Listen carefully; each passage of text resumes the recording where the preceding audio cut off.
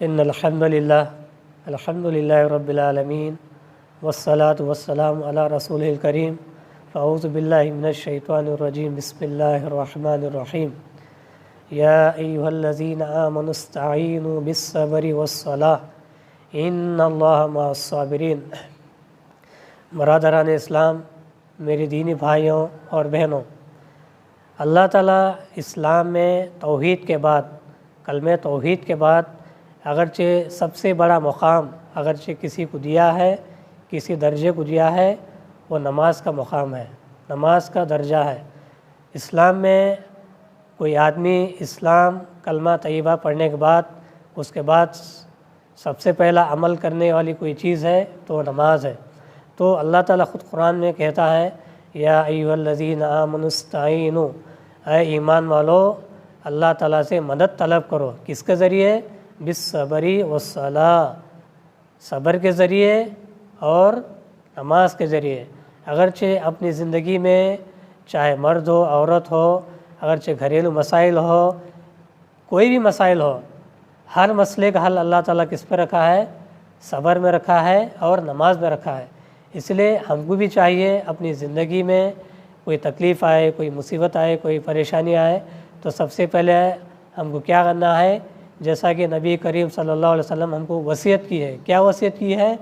اگرچہ کوئی بندے کو تکلیف پہنچتی ہے تو اس بندے کو چاہیے کہ 2 رکعت نماز پڑھے، اور نماز پڑھنے کے بعد اللہ تعالیٰ کے سامنے اپنے حاجتوں کو، اپنے پریشانیوں کو، اپنے ضرورتوں کو اللہ تعالیٰ کے سامنے رکھے۔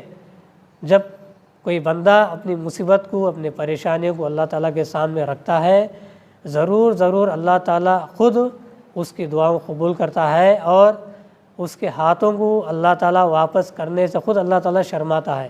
کوئی بندہ مجبوری کے ساتھ، عاجزی کے ساتھ جب اللہ کے سامنے 2 رکعت نماز پڑھ کے اللہ کے سامنے دعا کرتا ہے تو اللہ تعالیٰ اس کے ہاتھوں کو واپس لوٹانا، بغیر کچھ دعا قبول کر کے واپس لوٹانا، اللہ تعالیٰ خود شرمیلا ہوتا ہے اور شرماتا ہے۔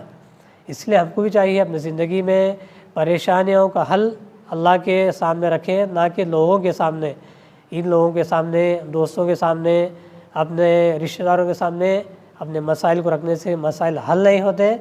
اپنے مسائل کا حل صرف کہاں پہ ہے؟ اللہ کے سامنے رکھنے سے اپنے مسائل کا حل اللہ تعالیٰ مسائل کو حل کرتا ہے۔ آپ کے لیے ایک آخری وصیت آپ کو کرتا ہوں۔ جب نبی کریم صلی اللہ علیہ وسلم جب اس دنیا سے جانے سے پہلے، جب وہ آخری لمحات آپ صلی اللہ علیہ وسلم کے گزرتے ہیں تو آپ صلی اللہ علیہ وسلم 2 باتیں ہمارے لیے وصیت کریں۔ کیا کریں؟ یہ وصیت یہ ہے الصلاۃ وما ملکت ایمانکم، اے لوگوں نماز قائم رکھو، نماز قائم رکھو، اور اپنے کمتر لوگوں کے لیے جو آپ کے پاس غلام ہیں ان کے لیے کیا ہے؟ خیر خواہ بنو، ان کے لیے نرمی کے ساتھ پیش آؤ۔ تو کوئی باپ اپنے مرض الموت میں، جب وہ باپ دنیا سے جانے کا وقت آیا تو مرض الموت میں باپ یہ وصیت کرتا ہے اپنے بیٹوں کے لیے، اے میرے بیٹے اپنے بچوں کے لیے دیکھ بھال کرنا، اپنی بہن کی شادی کرنا، اپنے رشتہ داروں کا خیال کرنا۔ کوئی باپ اپنے بیٹوں کو، بچوں کو یہ وصیت کرتا ہے تو وہ بیٹے ضرور اس وصیت کے پر عمل کرتے ہیں۔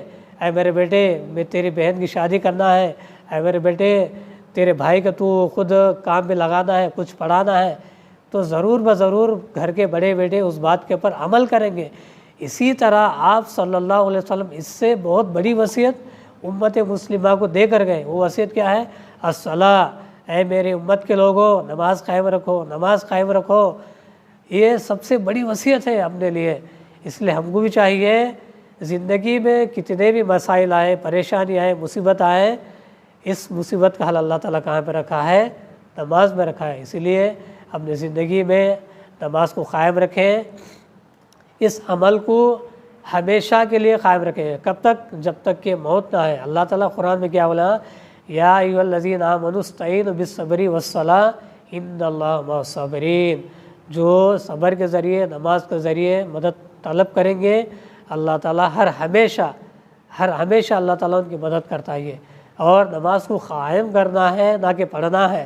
اللہ تعالیٰ قرآن میں قائم کرنے کے لیے کہا ہے، نہ کہ پڑھنے کے لیے۔ اس لیے ہم کو بھی چاہیے نماز جیسی عظیم چیز کو اپنی زندگی میں لائیں۔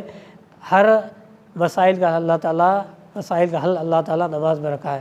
اللہ تعالیٰ سے دعا ہے کہ اللہ تعالیٰ اس جو بھی باتیں سنے ہیں، سننے سے زیادہ اس کے پر عمل کرنے کی توفیق عطا فرما۔ اے اللہ نماز جیسی بڑی فضیلت والی چیز کو ہمیں تا زندگی بھر عمل کرنے کی توفیق عطا فرما۔